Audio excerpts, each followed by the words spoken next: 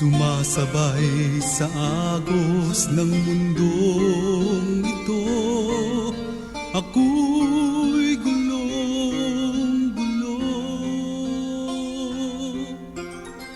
Tuburan sa panalangin, kini nga programa gimugna sa East Coast Gospel Mission, alas 6 hangtod alas 6:30 matag adlaw, aron ikaw matabangan nga maangkon ang tinuod nga kalipay, katagbawan ug kasiguruhan sa kinabuhi, ug nga kahatagan sa kasulbaran ang naghingapin nga mga kabalaka, problema, mga pangutana nga sa dugay ng panahon nakahasol pag-ayo kanimo. Busa paminaw ug sa Dios ikaw panalanginan. Maayong nga buntag sa tanan, dalaygon ang Dios sa oportunidad nga gitugot niya kanato nga makapadayon kita sa ato nga bulhaton niini karon nga kabuntagon. Magatugyan kita diha sa Ginoo sa atong bulhaton pinaagi sa pangamuyo, magaangko kita. Amahan o dalaygon ng Dios, nagapasalamat kami sa oportunidad nga maghihatag kanamo nga mapadayon namo o Dios ang pagtuon, pagpamalandong sa imong balaang pulong. Lord, pakikistorya ikaw sa matag usa nga nagapaminaw karon diya sa ilang panimalay, sa ilang mga radyo o bisan pa man sa tanan nga naga-follow karon sa online. Ginoo, nagapangamuyo ako nga ikaw magabendisyon sa imong pulong kung asa man maabot kini nga mao nga pagwali o God. Imong i-bless nga ang mga taong makabati niini, imong panalanginan, ang imong pulong makakita og luna diya sa kasing-kasing sa matag usa nga nagapaminaw karon. Kini akong gitugyan, giampo o gipasalamatan niya kanimo sa ngalan ni Jesus. Amen. Niini karong higayon, usa ka pribilehiyo alang kanato nga makapadayon kita sa tuon, pagpamalandong sa pulong sa Ginoo o ania kita magasugod sa pagtan-aw may tungod sa pag-manage sa ato ang mga emosyon, no? Managing our anger. Now, kitang tanan maka-experience o maka-try. Walay usa nga tao nga wala moabot ni ini nga maong point, no? But ang ato nga emotion, ang ato ang kasuko dapat maging ma-manage na to, no? Mao kana siya ang challenge sa atong pag-tuon karong kabuntagon. According sa Ephesians chapter 4, verse number 26 nag-ingon, be angry and sin not. Let not the sun go down upon your wrath. Si Apostol Pablo naghatag ni ini nga maong advice alang kanatong tanan, especially sa mga Kristohanon, sa mga magtutuo dito sa Ephesus, o mao kini siya ang klaro nga paghatag niya mao ni ining advice. Now, adunay mga question nga posible o nag-arise sa ato nga palibot. Is it best to let off steam? Reduces blood pressure but produces hostility in others.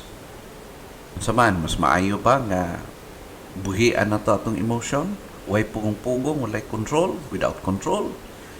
Pero atong hinumdumon nga ang epekto niingon ang uban nga ma-release nimo ang imong blood pressure, no? Dili ka high blood, pero adunay effect ngadto sa uban, no? Mo produce siya, mo increase ang bingkil o dili maayo nga pagbati ngadto sa uban. Another question is that, is it best to suppress one's anger? Raises blood pressure but prevents hostility. So which is which? Asa ka mo pili ni ini gala? Pugnan nimo ang imong emotion, pero posible nga ang effect na sa imuha, pero makapreserve og daghan nga mga relasyon. Or buhian nimo kana without control, pero ma-reduce ang imong nga blood pressure, maiwas ka sa stress, pero mo increase ang panagbingkil diya sa imong palibot. Now, let's look at this issue on biblical point of view in both the Old Testament and the New Testament. higala as Christian, as believer, naa kitay manual, no? Ana ang Bible nga ato ang pwede nga mapangutan-an o makuhaan o pagtulunan mahitungod niini nga maong butang, especially sa ato nga emotional nga aspects pagkinabuhi. Now, ato nga i-consider dinhi sa Old Testament. Unsa ba ang gisulti sa Old Testament ang clear kaayo nga instruction or mga insights gikan sa daang tugon. In the book of Proverbs and in Ecclesiastes have a lot to say about anger. Daghan kaayo dinhi ni mostly makaplagan ang daghan kaayong mga specific nga mga panambagon, no? Mga advices concerning niining pagkasuko, no? Anger. Now, atong tan-awon, pipila lamang niini aron nga makakuha kita og idea o matudluan kita mahitungod niini nga maong klaseng emotion. All we need to do is just listen carefully and never be reactive but be responsive. Usahay man kung kita di pakahuman og sulti, mo react din ta, no? So don't be reactive but be responsive, no? Mo kini ang challenge kanato karon. Just learn how to listen. Og tagaan nato og panahon, oportunidad nga ang Word of God mapaabot o madunggan nato og kun unsa ang mensahe nga iyang buot ipatsabot kanato. Now, passages which provide this warning. Una, ato makaplagan diha sa Proverbio Kapitulo 14, versikulo 17. In Proverbs chapter 14, verse 17, nagingon, He that is soon angry dealeth foolishly, and a man of wicked devices is hated. Ha? So, ingon pa sa pulong sa Ginoo, he that is soon angry dealeth foolishly. Ambot pasabot ka ng dali rang masuko, no? Hayblaron, yung tawag sa mga term, hayblaron, no? Pero ato makita nga aduna gid siya'y epekto not only sa iyahang personal, sa iyahang sarili, but also ngadto sa uban, toward others. Now, ato nga hinumdumon higala nga ang mga nagasulat o nagsulti niini, not only nga they were inspired by God when writing this letter, but also based sa ilahang mga na-experience sa ilang pagkinabuhi ahead of us. Mao kana siya. Now, abot pasabot that he who is quick-tempered acts foolishly. Kasagaran ka na malose control ang emotions sa katao, mawala yung buot, no? Diba? Nakabantay mo na higala. Kana bitang tao nga nag-wild na. So, mao kana siya ang picture once nga mabuhian ang iyang emotion without controlling it, no? Mao kana siya og dili kita exempted ni ana higala because we are also human, no? Pareha kana kita kanila. Another verse din sa Ecclesiastes chapter 7 verse number 9. Iyon ang pulong sa Ginoo. Be not hasty in thy spirit to be angry, for anger resteth in the bosom of fools. Naabot pasabot higala nga ang pagkadali ra gyud masuko naabitaw ning klase nga spirit na sa mga kanigala sa mga psychologist ang i-categorize ang temperamento sa mga tao na ginatawag og sanguine, na ginatawag og choleric, na ginatawag melancholic, o na mga ginatawag nga unsa pa nang uban, no? Daghana sila. Pero ato makita nga beyond that, ang Holy Spirit aduna siya kakayahan nga mag-control sa ato ang pagkakita, sa atong attitude, sa ato ang mga character.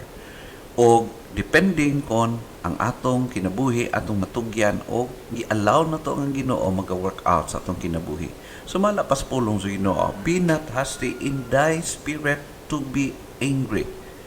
For anger resteth in the bosom of fools. So mao nay kinaon, no? Mo'y tawag konsumo sa mga tao nga wala makaila sa Ginoo. Ha?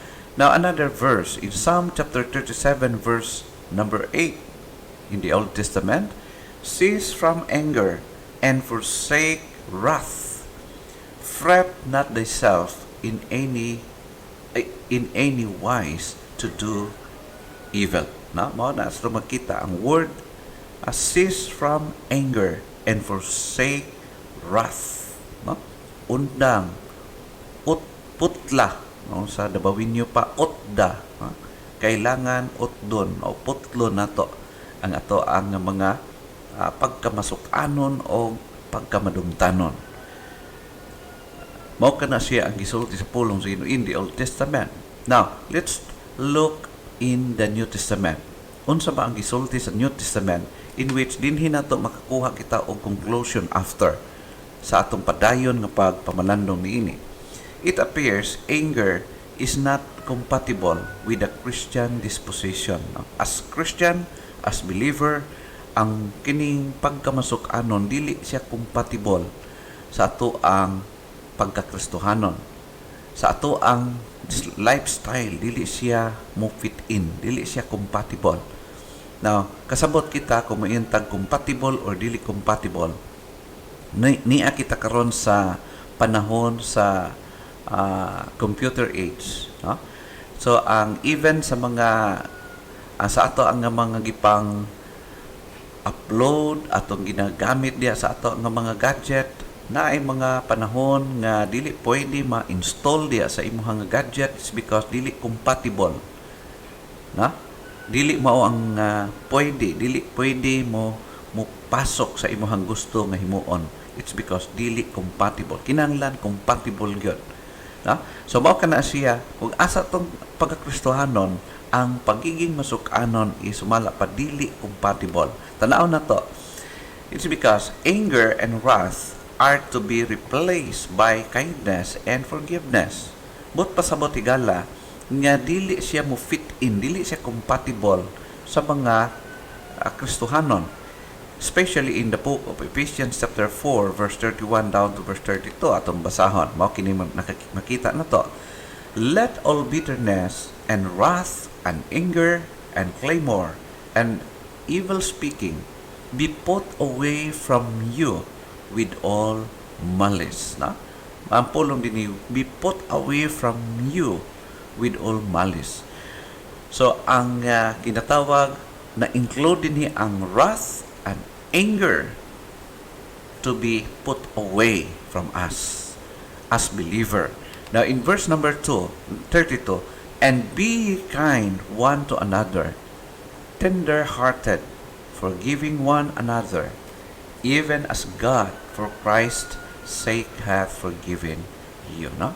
For Christ's sake hath forgiven you. Be kind one to another. Ang word ni makita to is forgiving one another. Be kind and forgiving.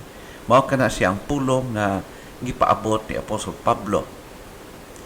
Ingon nga si Kristo nagmapinasayloon kanato.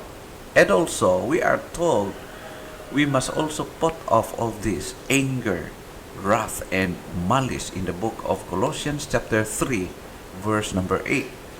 But now ye also put off all this anger, wrath, malice, blasphemy, filthy communication out of your mouth. So again, the word i-put off na to, na appeal ang anger, ang wrath, o daghan pa nga mga butang. And we are now focusing on this word, anger and wrath. No? Dinhi ang ato nga gina-focus. Now, si James, even James, nagasulti ka na to. James tells us to be slow to wrath, for the wrath of man, according sa James chapter 1, verse 19 down to verse 20. Wherefore, my beloved brethren, let every man be swift to hear, slow to speak, slow to wrath. Okay? So, makita nato dinhi sa sulti ni James ang word slow to wrath. Mabot pasabot nga naa kini gihapon kanato, pero i-manage, i-control siya. Okay? So, mao kana siya ato makita ang idea nga gihatag usab ni James in verse number 20, "For the wrath of man worketh not the righteousness of God." But ingnon nga ang kasuko sa tao once nga mabuhian kini uncontrolled anger sa usa ka tawo, dili siya mo ka-fulfill sa righteous plan and purpose of God. Instead, mahimo siya nga hinungdan nga usahay dili ma-fulfill ang gusto sa Ginoo nga gusto niya i-fulfill sa atong kinabuhi. Example ni Anay Gala, si Moses, gitagurian siya, giila siya that the usa ka meekest man in the world. Siya ang pinaka kalmuso, kanang pinaka dugay masuko sa tibuok kalibutan. Yet tungod sa panahon nga ning taas ang iyang blood pressure, na ni grabe ang iyang pressure during that time. So nabuhian niya ang iyang emotion o nasuko siya to the point nga nakasala siya atubangan sa Ginoo, resulting nga wala siya makasulod sa land of promise nga supposed to be gi-promise sa Ginoo ngadto sa kaniya usa sa atagan sa Ginoo sa promisa. Okay? So mao kana siya Gala nga aduna siya bad effect once nga ang emotion dili siya makontrol diha sa atong kinabuhi. No? However, we also know there appears to be a place for a certain kind of anger. Kung atong makaplagan ni Gala, in fairness, atong makaplagan sa daghan nga mga portion sa balaang kasulatan nga makaplagan utsab nato nga ana ay pagkasuko. Ato kani makita karon. Number 1, si Jesus mismo, Jesus expressed anger on several occasions. Even the Lord Jesus Christ, nagpadayag siya o iyang ipakita nga nasuko o siya. No? The only thing ato makita, asa siya masuko. No? Atong tan-awon, examine na to kung asa siya dapit nasuko. Number 1, toward the money changers in the temple. Okay? Now, kung atong basahon ang passage, maukini siya sa John chapter 2, verse number 13, starting, "And the Jews' Passover was at hand, and Jesus went up to Jerusalem, and found in the temple those that sold oxen and sheep and doves, and the changers of money sitting." In verse number 15, "And when he had made a scourge of small cords, he drove them all out of the temple, and the sheep and the oxen, and poured out the changers' money, and overthrew the tables." In verse number 16, "And said unto them that sold doves, Take these things hence, make not my Father's house and house of merchandise." In verse number 17, "And his disciples remembered that it was written, The seal of thine house hath eaten me up." Buot pasabot higala nga ni arise ang kasuko ni Jesus Christ during that time nga nakita niya nga gihugaw-hugawan ang iyahang balay, ang balay sa Ginoo, og ang ginatawag nato nga ang iyang gikasukan mao nga gibugal-bugalan og gitamay ang mga buluhaton, ang temple nga suppose ilang tahuron, ilang ampingan. Ang simbahan o ang temple during their time, gihimo na hinuon nilang merchandise, gihimong tindahan, gihimong palengke, gihimong merkado. No? So mao kana siya ato makita nga ang kasuko, ang anger ni Jesus Christ ni arise gumikan kay ilang gi-offend ang balaan nga Dios sa ilang kinabuhi. So kung atong tan-aw ni Gala, nasuko si Jesus Christ dili para sa iyang personal nga interest, but for the interest of the Father. Okay? Toward the money changers in the temple. Nasuko siya gumikan kay gihugaw-hugawa nila ang balay sa Ginoo. Ato makita, masabtan nato throughout the Bible that God is a God of anger as well as a God of love. Balance ang Ginoo. Masuko siya, kabalo siya masuko, pero may gugmaon siya. Balanse ang iyang attribute, ang kinaiyahan. Atong makita din sa Romans chapter 1 verse 18. For the wrath of God is revealed from heaven against all ungodliness and unrighteousness of men, who hold the truth in unrighteousness. Okay? Again, makita na to. For the wrath of God is revealed from heaven. Buting nun higala nga ang kasuko sa Ginoo is only against to all ungodliness, to all unrighteousness. Okay? So mao ka na siya higala. Ang kasuko sa Ginoo is against evil. Mao ka na siya ang difference.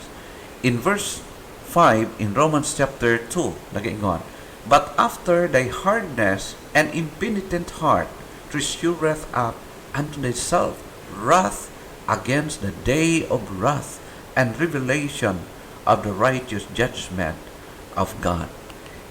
In verse number 6, let no man deceive you with vain words, for because of these things cometh the wrath of God upon the children of disobedience. Okay? Again, makaplagan na to, the wrath of God.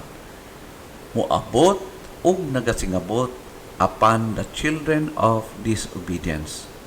Again, makita na to na ang Dios nagakasuko siya against devilish things, against disobedience sa mga katawhan. Now, di lang ka na magisyo sa pulong sa Ginoo, but also another, makita na to, considering also sa comment ni Apostle Pablo in the book of Ephesians, be ye angry and sin not. Let not the sun go down upon your wrath. Buting nun, nga anaa ang kasuko, pwede masuko, pero ang issue is asa or kanusa kita dapat pwede masuko. O paano kita masuko nga dili makasala. Mao kana siyang atong padayon sa pagtutok. Tan-aw na to igala, padayon sa pagpamalandong. Katapusan, si Jesus Christ nasuko toward hypocritical Pharisees. In Matthew chapter 23, verse number 13, ang iyong dinhi. But woe unto you, scribes and Pharisees, hypocrites! For ye shut up the kingdom of heaven against men. For ye neither go in yourselves, neither suffer ye them that are entering to go in. Ato makita gala nga si Jesus Christ, mupadayag siya, ginashow niya ang iyang kasuko against evil. Mao ka na siya ito makita nga si Jesus Christ, giportray niya kung paano pwede masuko ang iyang mga kaanakan, ang mga tao, pero dili sila makakumit o pagpakasala. No? So, naay dako kayong difference ni ini nga mga butang. O sa padayon na to nga pagtuon ni Gala, atong makaplagan o masabtan kung unsa ang dapat nga himuon na to o sa panahon kanus kita magsuko o paano unsay dapat himuon aron mahimo, mahitabo, mamaterialize ang ginatawag og righteous anger dinhi sa atong mga kinabuhi. Ha? So, dili man malikayan nga naa kining kasuko, but we need to manage our anger. Hinaot nga ang Dios magapanalangin diha kanimo o padayon nga magapanalangin hangtod nga padayon natong pagatun-an sabton little by little ato nga makaplagan, masabtan o mapadayon, ma-improve ang atong pagkinabuhi at ubangan sa atong Ginoo. Dalaygon ang Dios ngani sa atong mga kinabuhi.